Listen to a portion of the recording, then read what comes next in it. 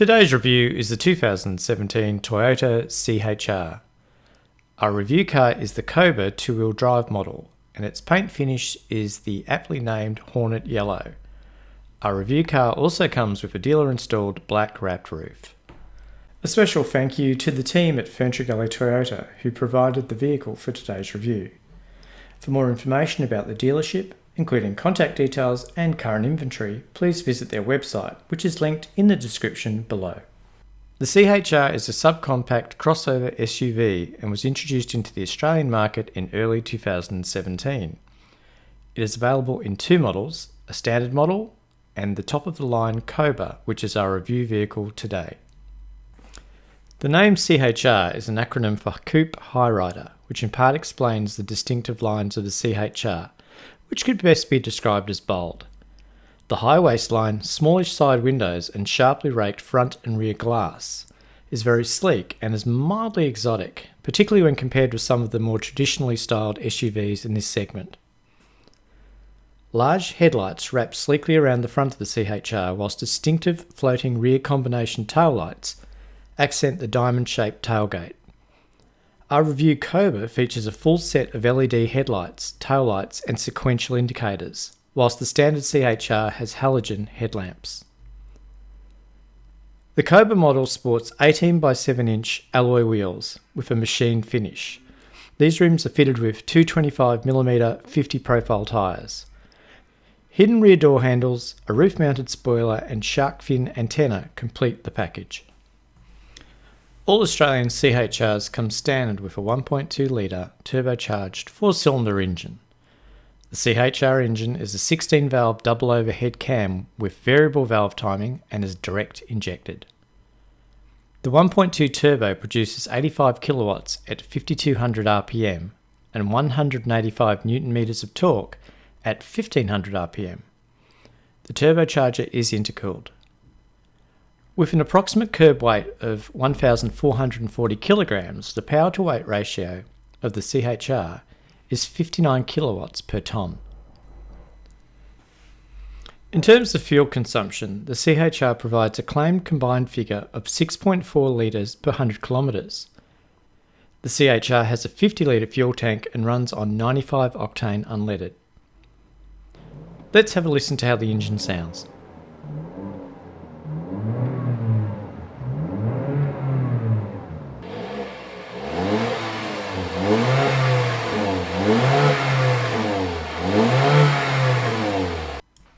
The C-HR comes in two drive configurations, either as a front-wheel drive or optionally an all-wheel drive. Our Koba is a front-wheel drive. Power is delivered to the wheels via an automatic CVT transmission. The front suspension is McPherson strut and the rear is trailing wishbone with gas-filled dampeners all round with stabiliser bars front and rear. The brakes are 298.5mm ventilated discs on the front with 281mm solid discs on the rear. Steering gear is rack and pinion. The C-HR Koba comes with a leather accented interior with soft touch surfaces on the dashpad and door trims.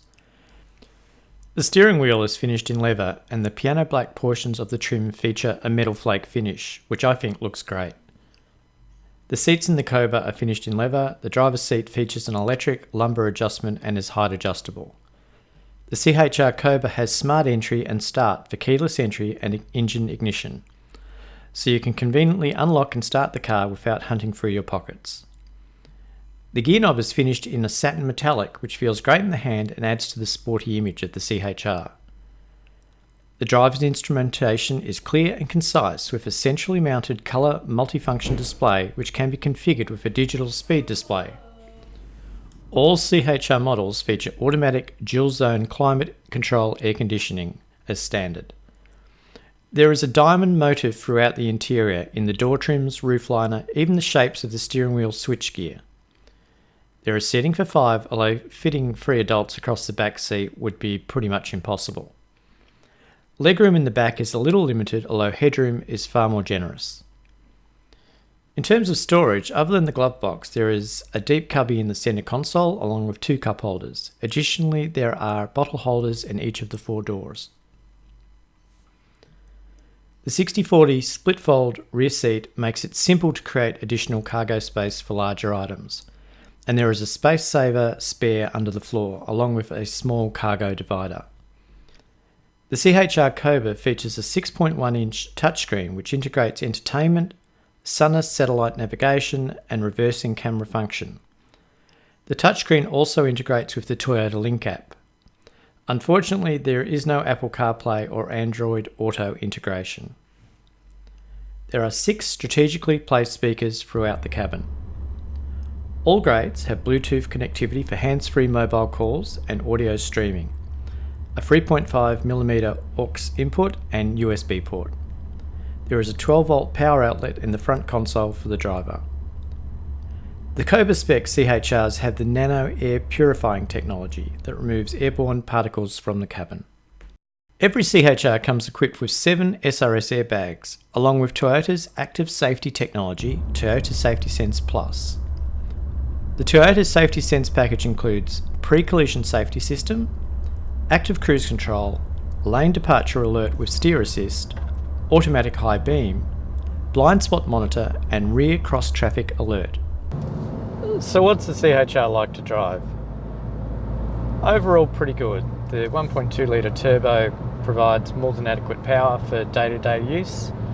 The CVT transmission is smooth and really I don't really notice it, which is probably a good sign with CVTs. So ride quality is pretty good. The ride is slightly firmer than most. Body roll is pretty well controlled. Bumps, you do feel them slightly more than some other vehicles, but then I think that's in keeping with the sporty attitude that the C-HR is trying to display. I think it just, you will compromise a little on ride quality if you're trying to design something that is meant to have some sort of sporty aspirations. Styling is something with this car that people are either going to love or hate. It's quite dramatic. It's got a high waistline, the treatment of the tail lights, the very raked windscreen and rear window.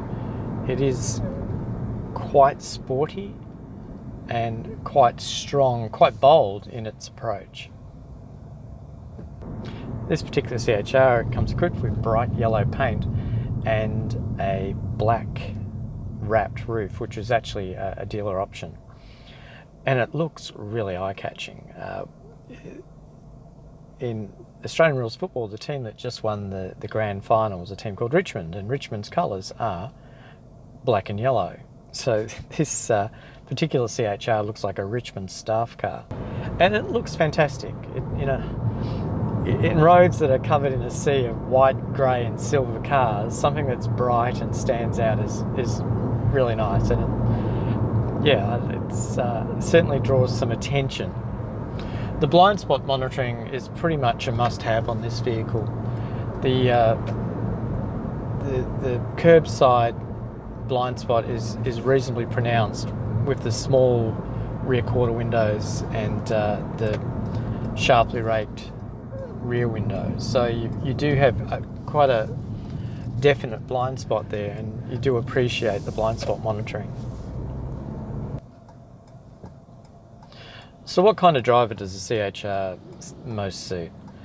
I guess there's two sorts. The younger driver who's looking for something sporty and stylish, and yet still compact, which the C-HR pretty much ticks all those boxes.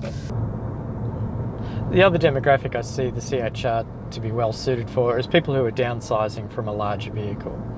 You know, the family's left home and they no longer require the large SUV, then something like this is ideal. It's small, it's compact, it's reasonably economical, it's comfortable, it's got lots of active safety, and it performs pretty well. So yeah, very much a good fit for someone downsizing. The crossover segment, which the C-HR is part of, is certainly a growing part of the new car market. And you can understand why. They're just that nice compromise between, you know, the larger SUVs and the compact passenger cars. And the C-HR is somewhere in between. So it fulfills the needs of probably both segments to a certain extent. The small SUV category in Australia is one of the newest segments in the Aussie market. The Mitsubishi ASX and the Nissan Qashqai are two leaders in the segment, and the C-HR has some work to do to catch up with the sales of these two. I will endeavour to do reviews of the Mitsubishi and Nissan in the near future. Well, that concludes my review of the 2017 Toyota C-HR Koba. As always, if you enjoyed this video, please leave a like and make sure to subscribe if you haven't already done so. Let me know what you think about this review in the comments below. Thanks for watching and see you all in my next video.